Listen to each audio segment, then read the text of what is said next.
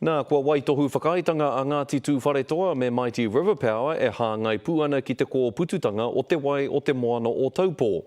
Engari, hei tā te pūrongo a Manawa Wright, kāre a Mighty River Power, I tino pirangi ki te whāki mai I ngā tai pitopito o taua whakaitanga, kia mātou o te karare.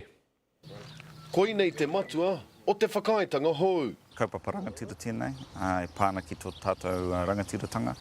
Ko haina kirimana te poari matua o Tū Wharetoa me te kamupene hangahiko Mighty River.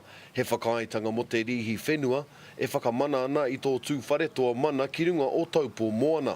He huarahi hau mo te whakahaere tanga o tō tātou moana nei o Taupō Moana.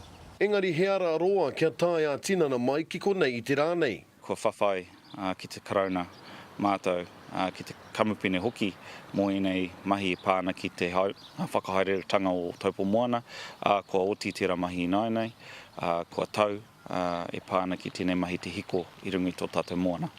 I pōwhiritia a Mighty River ki te kōrero ki a te karere I te rānei, engari kāore rātou I te wātea.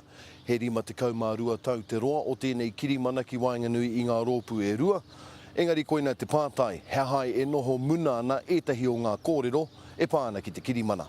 He kaupapa nui tēnei mō tātou Mighty River Power rao ko te poare matoa te wharetoa.